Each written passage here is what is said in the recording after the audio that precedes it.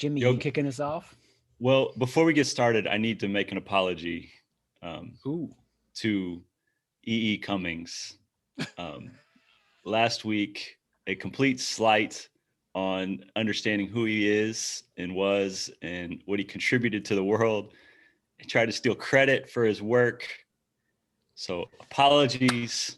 I did some research and found a masterful writer, poet, playwright who had a big impact on the world, one that I would only hope to ever have. So apologies to Mr. Cummings, and all respect to Well him done. and his work. Well done, Brett. Much appreciated. It's fascinating. I'm sorry to interrupt you again, Jimmy, but like, in this world of plagiarism, last week, Chris, you read a quote from him, and I was like, dang, I just wrote about that like last week. And I had no idea who he was, but it's like, should I have given credit to him? But we're all stealing ideas, right? We're all stealing stuff, and all truth is truth, no matter who's saying it and where it's coming from. And so, yeah, we're gonna cross over each other and Right. repeat each other, even if we don't know we're doing it. So Right. interesting. But thanks for letting me get that off my chest. It's been bothering me for a week. We're ready to rock and roll, Brett. Not a big deal, man. Not a big deal. Well, just so everybody knows they're at the right place. We're at Breaking Brains and Building Hearts. And Brett, thank you for kicking us off. Last week we had a great conversation, and you had a great quote. I think you're right, man. I mean, at the end of the day, we are all learning. We're all taking what we hear and reforming it in our brains and then speaking it. And you're bound to say something that's been said before. And I think your point about we're all stealing each other's stuff. I mean, I think to a degree, we're all at different points in the learning process. Some of us come to these conclusions sooner than others, and that's all. It's funny how different fields and realms deal with plagiarism differently. Like as basketball coaches, everyone's a thief, right? We're all stealing plays and ideas and copycatting each other. Within journalists, if you don't give credit, it's all about being first. And if someone else was first and you don't give credit for your reporting, you get crushed for it. Obviously in school, and you're citing other sources, and if you don't cite them, it's plagiarism. You get kicked out of school. But like when we're all wrestling with truth and going through experience and trying to make sense of it and then share that with other people, it all comes out. Like, should I take credit for it? Should I give credit to someone else? There's a little bit of both. Who inspired who? It's interesting, little dynamic. Mm-hmm. Well, my first business was a knockoff product. I just was like, I'll make my own. And it was jewelry in the 9th grade. These bead necklaces were super popular, these little mini beads.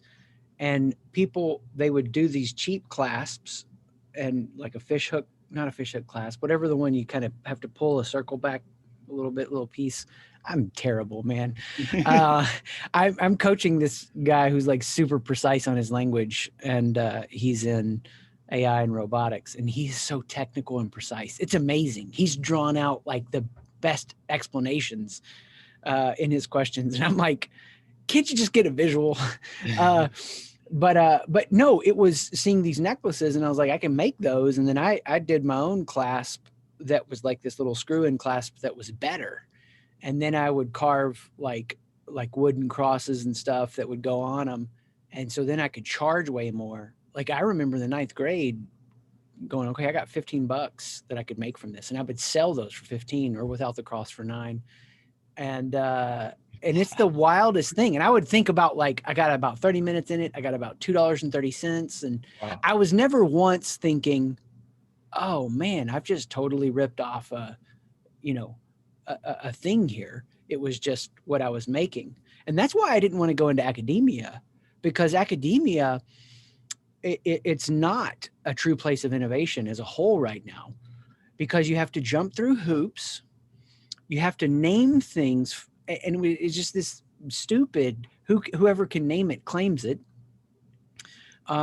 And there's so many people to appease in the process that all peer review means oftentimes is pulled down from true innovation. And that's a really, really strong take. And I'm not saying that's true for everything, but that was a specific choice I remembered making about like, do I want to be in academia or where can I have the most impact? And I felt like it was business. And So that was all ruined. So You it were begs doing Go ahead, Jimmy. well, no, it just for me it begs the question: are you happy with your choice, Chris? Currently, right now, and 90% of the time, yes. But there are definitely those moments where I'm like, "What the freak was I thinking, you dummy? You dummy!" Because I see what we're all doing is hard. It's hard to go out and create a community, to create a context for what you want to do in the world, because there's not a box that it fits in. And, you know, you got to be a little bit crazy. We've talked about that before, delusional in season 1. And some days you feel validated, and I just feel a little validated today. That's good. You were diving into entrepreneurship pretty early, though. Yeah, Already setting pricing and values. And I think if I could go back and actually do something over, not in a regrets way, because it all comes together, and it made me who I am, I would have just done it sooner, you know, and my wife and I talk about it. Well, then we probably wouldn't have met, and so then you could start getting into these. So there's a double benefit. No, I'm just kidding. So that would be terrible, right? To think about not having her in my life, and you can't undo all that. All I know is, if you're not ever increasing, getting to that target of this is who I am and what I want to do, that's continually unfolding. It's not a perfect arrival. And where I had arrived with it in 2019 is getting reinvented 2020 and now. Of course, you guys know all about that. But it's been fun, Brett, to hear you get the bug, so to speak, and be like, oh man, you're ruined. You're unemployable now. Ruined. It's such a different world. I mean, I grew up in the basketball world. My dad was a college basketball coach. I grew up in that. Our relationship was, just I guess engulfed by that. And that's what I did. I grew up around coaches. I grew up around sports. That's what I was going to do for, I think in 8th grade, like my nickname on the team was coach. Like I was drawing up plays and giving instruction, and like it was what I was always going to do. And you just get down that narrow path of focus, and then reach a point where I was kind of forced to make a decision. And actually, my mom tried to talk me out of coaching because my dad was super successful. And she's like, you've only seen the good side of this. You haven't seen the ugly side of this business. And so when I actually left college, I started in PR, and I got like 2 or 3 years into it. I was like, this ain't it. Like coaching is where it's at. And so got into the coaching and ran that race hard. And then circumstances with COVID and everything kind of forced me to adjust and explore new territory, which I wouldn't have explored otherwise, probably, until I was really pushed into it. But it's like, it's been an eye opener. It's been cool. It's been fun to be able to see you can still have an impact, doing what you want to do, kind of the way you want to do it, and on your terms. And that sounds a little like selfish or arrogant, but it's more like empowering of, cutting through all the rules and the hierarchies and the tradition to carve your own path and have an impact. It's cool. I always think about it like this. Da Vinci, at some point is like, no, I want to like put together the way I want to do work. He had the audacity. He gave himself the permission, whatever wording you want to think about. And there's always been those people throughout human history, always. And there's just potential for more right now than ever before. But they've always been there. They're always going to be there. There's always going to be a majority that are going to align more with boxes and define trajectories. And that's not bad either. Everybody's got to like make their choices and feel peace with them. For me, it's just knowing that like literally since I was 21, I've been my own boss, except for about a 4-year period. And that was the only time I took a day off. Like I've pretty much done about 5.5 days of work a week, forever. And I would try to take a full day off and try to take, like an afternoon off. But I've also stopped at decent times.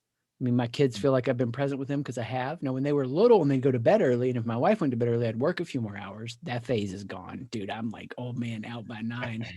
Jimmy will send a late email, and I'm like, how does he do it? He's amazing. And but all that to say, it was only in the shelter and protection of it not being on my shoulders that I had a little bit more of a rigid boundary. It was like, oh, it's this, and I'm not going to do that work right now. I'm going to do this, and that's okay. That's where I needed to be. We had babies, whatever. But I truly love the joy and privilege of, I've got to go figure that out. That's where the discovery and the growth, and again, it doesn't mean it's easy. I'd be curious, Jimmy, what you think. Which is more important to your journey at this point? Is it the ability to figure out a way just to keep going? Or would it be, and maybe there's both, and maybe you'll add a third one, figuring out like secrets and insights and little hacks and things you get from other people that help you kind of make these leaps of insight? Yeah. The first question, when you say keep going, how do you mean? Just like, I'm going to show up and do the work today. I don't have to stress about getting to that next level. I just need to move a little bit forward. Yeah, I think that's really interesting. I left grad school in 91 and with a business plan. I couldn't get it financed, so I just started a consulting practice. And then that evolved into becoming an interim executive and then jumping back into the workforce.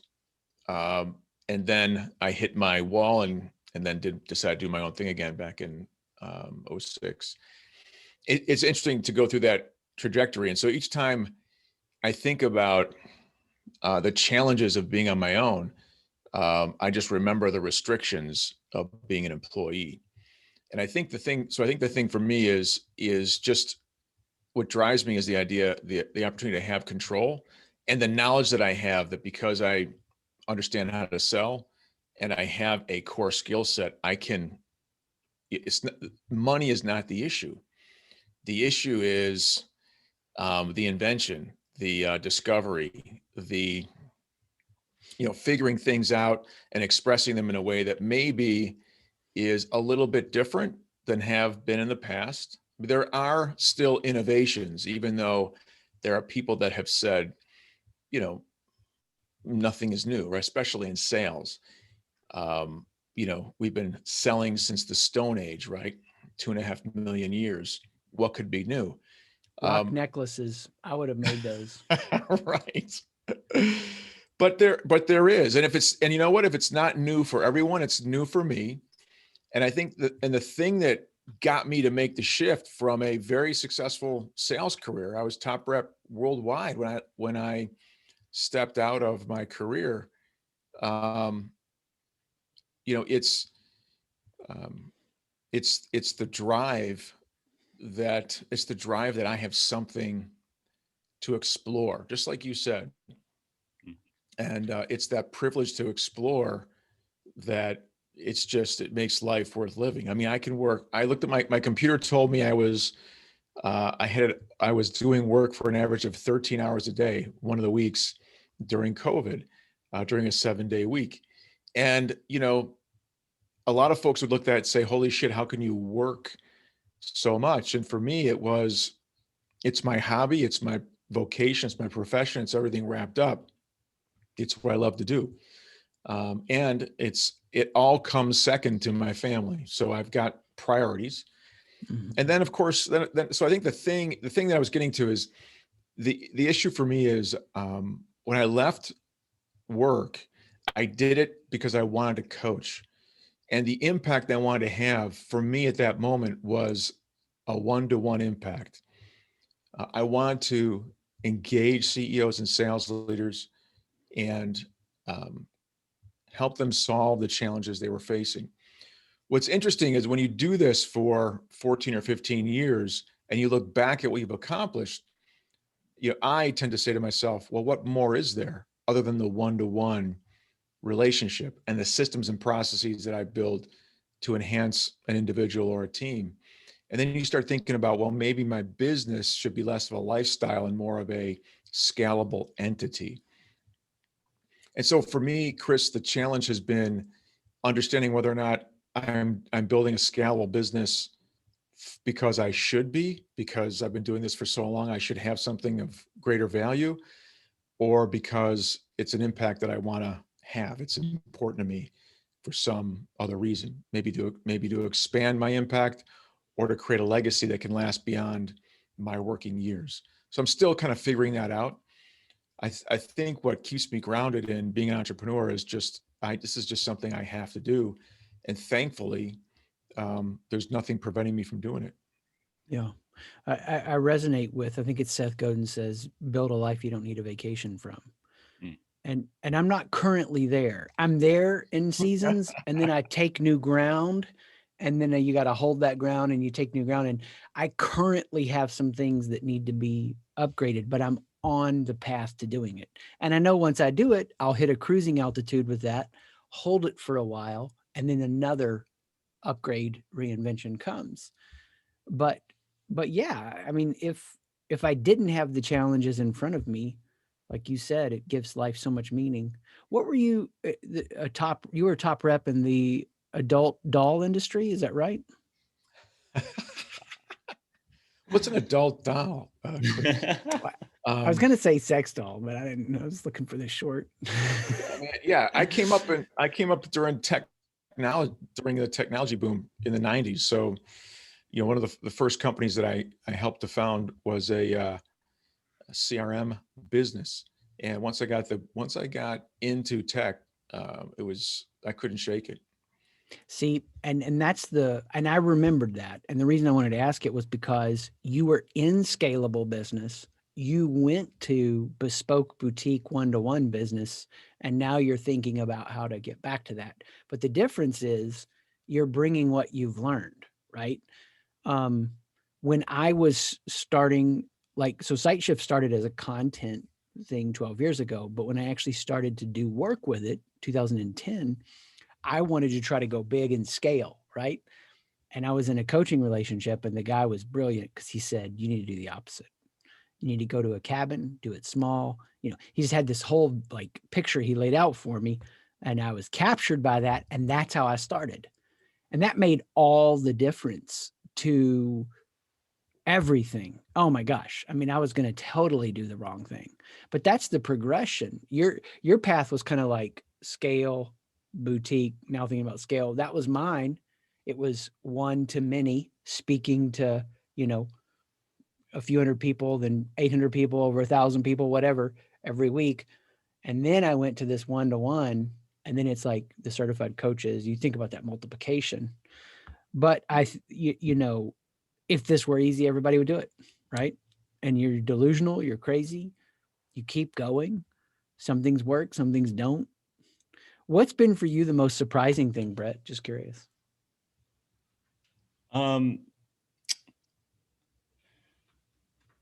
Tough question. One surprising thing is just that it's doable. That it's I love it. That it's, I think, Jack Butcher had put out a challenge on Twitter, saying, go make your first dollar, go make $1 on the internet and watch it change your life. And, like when the first person purchases the product, you're like, you put all this effort into the automations and the emails and the marketing and the landing pages and the website. And the funnel, and then that first person does it and you're like, holy crap, it works. Like you're still amazed, I think about what are those like machines called where you kick the marble down the thing and then it knocks over the can and hits the dominoes, and I forget what those are called. But like when you do it and it works all the way through, it's like, it's amazing. This is how I built it to work, but it actually did work. I feel like I think I sent you a text, Chris, the first time that happened for me. And I was like, I think I just hacked the world. Like it's it's cool. It's invigorating. I'm interested in your Jimmy, because it sounds to me like, you rose to kind of the top level you could in an industry, and then launching out on your own was about exploring a different territory, exploring another. You're like, okay, mastered this or conquered this mountain. I wonder what it'd be like to play in this playground over here, and how good could I get? Would that be an accurate? I mean, yes, it would. I think the thing for me as a sales guy, I achieved the most that I could in the life that I designed for myself. Which is to say, when I left sales, I left broken. I was a mess. So I had achieved everything I had wanted to achieve, but I was unhealthy and unhappy. And I had I didn't have a scalable approach the rest of my life. I had compromised my core values to ascend in an industry by being someone that I wasn't. Right, by becoming that winner take all, zero sum game, coffee is for closers asshole that would build any business and penetrate any market at any cost and be successful, right? Get someone to sign. So I ascended to the highest possible level, and because of that, because I was unhealthy and because of everything that occurred, I was forced then to decide what was important to me. And I still remember, and I recommend this to anybody who's thinking about a change, especially folks who come to me looking for work. I ask them, what would you like to do? And they say, well, I'm good at logistics, or I'm good at accounting. And they want me to tell them what to go do. And they want me to show their resume to an employer so the employer can tell them what they're good at and what they can do. And, before you start a life of entrepreneurship, what you really want to do is sit down and understand the things that you value. What do you want your life to be like? Without compromise and without the imposition of preconceived ideas and judgments and myths and fallacies about what is and is not possible. My coach asked me to do that, and I did it. And I dreamed, right? The first time I did it, I didn't follow the instructions because I knew, for example, there's no way I could make $250,000 a year as a top performing salesperson if I didn't travel. My core values said I want to work from home and travel once a month at most. And what happened? I ended up finding a client who said, we're going to pay you a shit ton of money. I'm going to pay you. And by the way, I asked them for a signing bonus and they said they wouldn't pay it. They ended up paying me 2 signing bonuses. I didn't have to travel. I could make shit tons of money. And I could enjoy my family and do conference calls from my deck and work 35 hours a week because I was doing something that I was essentially overqualified for. All of the things that I thought were impossible became possible. And what that did for me was it empowered me to continue to dream and continue to test the limits. And to your point, Brett, I mean, your comment is just so poetic. You're surprised that it's possible. For the first 10 years of my career, I was doubtful that what I was doing was actually real. How could I possibly be sustaining my family, putting money in the bank? I take a week off every quarter. I take Fridays off whenever I want. I work a half day. I take, mornings with my bride. How could I possibly be doing this and be, sustaining my business and achieve my objectives? Mm-hmm. It just didn't seem right. And it's because of the way we're raised. It's because of the impositions that we produce for ourselves, the core beliefs and the judgments we make of what's possible and not.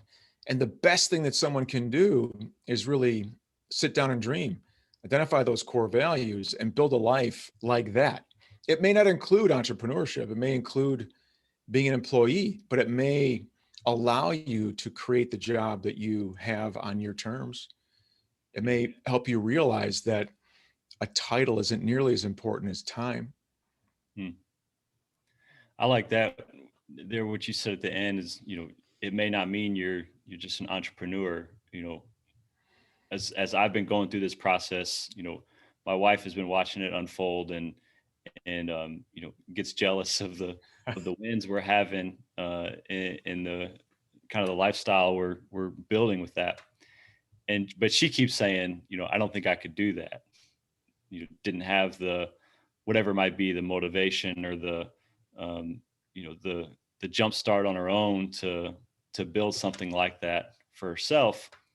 But the challenge is, find something you really love. You don't have to be beholden to an employer or, the traditional path or whatever, but finding something that you love and that allows you the lifestyle that you want to have. And I think what you said earlier, Chris, like all this is new for this, for the 21st century. My uncle worked on the railroad Right. for years, for decades. And what just a miserable lifestyle. I mean, they're on call at crazy hours of the night. They work 7 straight days, hardly sleeping. And then you get 3 days off and then called at 3 a.m. to go, to drive a train wherever. And he did it because, it fed his family and has got his kids into school and, set them on a path. And, but it's just the beauty of the 21st century and what the internet has done and the connectivity that, we don't have to do that anymore. There's a better way to go about it. Which is cool. It's exciting for us and the next generations to follow that path. Beautiful, man. Beautiful. It's poetry. E. Cummings would be proud.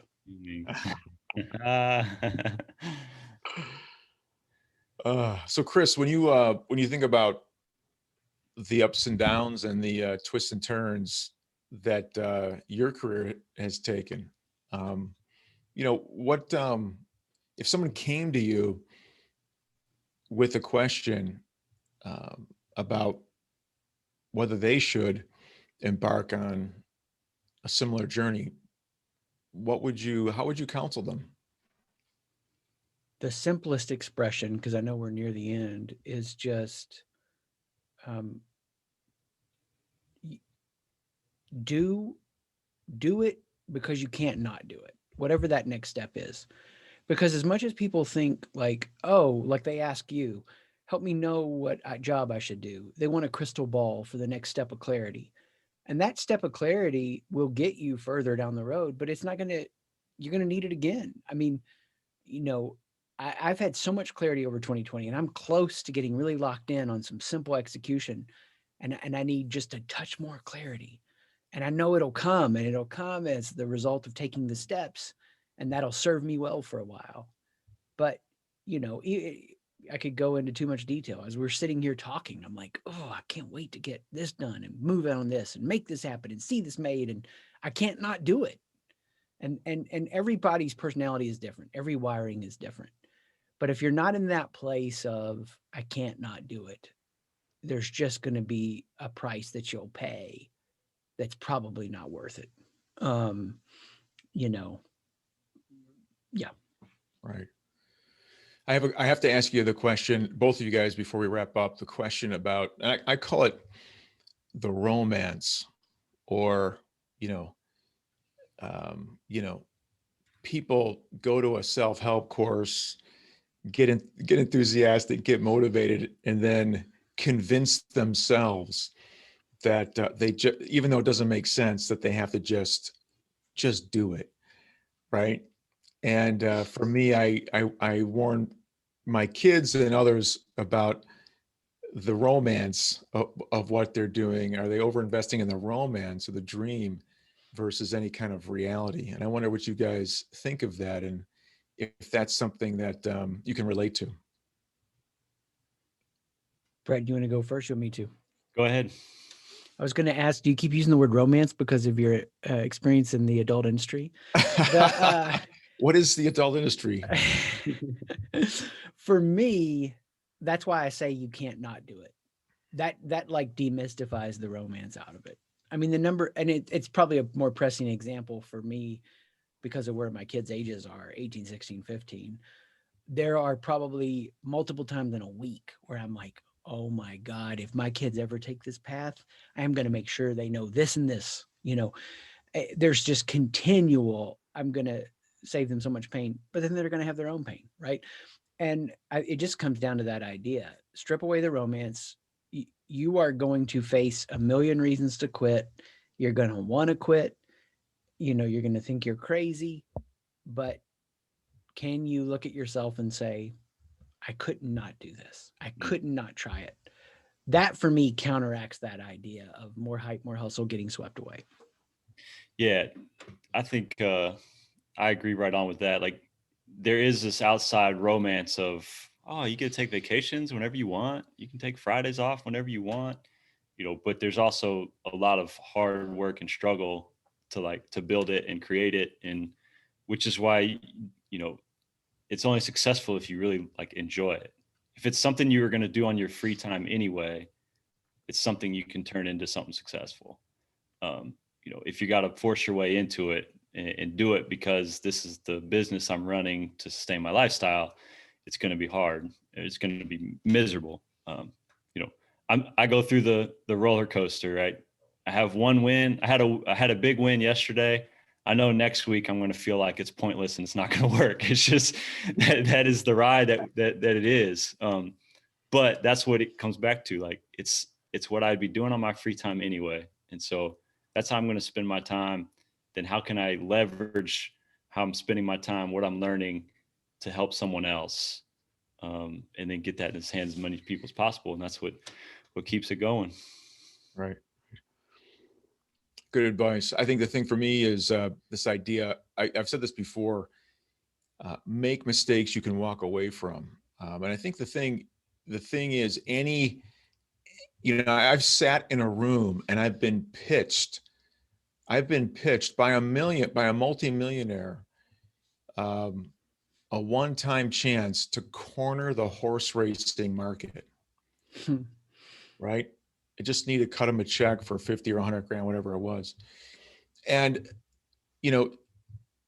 I think what I would suggest to folks is there's a lot of people who want to tell you what's possible and want to get you to invest in ideas that have worked for other folks, and maybe even convince you of an idea that's crazy. But the desire to do something powerful and important and to have the life that you dream of having is so powerful that you're willing to ignore the things that make sense to you and go take a risk that you otherwise wouldn't take.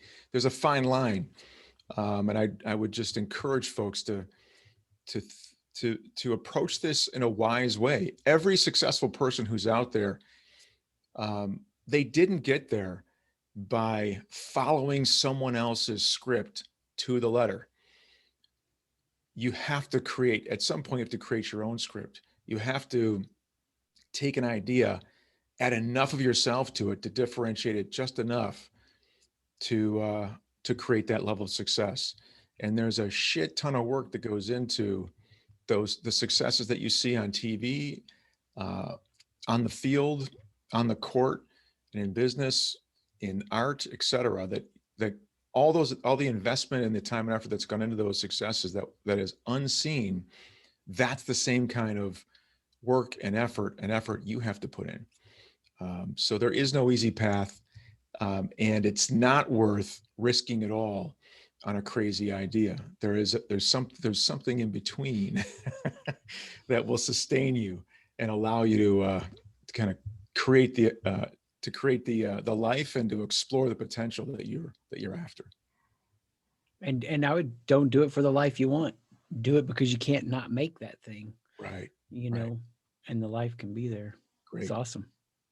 So guys, before we wrap up, Brett, can you give folks a chance, or give them a sense of where they can go to learn more about you and maybe read up on some of the stuff that you're writing? Sure. Yeah. I broadcast my stream of consciousness and everything I steal from E. Cummings on Twitter at Brett Burchard. That's 1 T. Or anything related to mindset coaching and for athletes and coaches at championshift.com. Chris. Siteshift.com, baby. SIGHT shift. And looking forward to all that we're talking about. I hate to send people there because I know what it can be, right? It's the ever ongoing. It's already so awesome, man. Don't worry about it. Yeah, we're launching a new website too, but in the meantime, you can check out Floriss, FLORISS group.com. We help organizations build a new growth curve to achieve their objectives and achieve new market positions for their organizations. Thanks everybody for joining us, Breaking Brains and Building Hearts. We'll see you next time.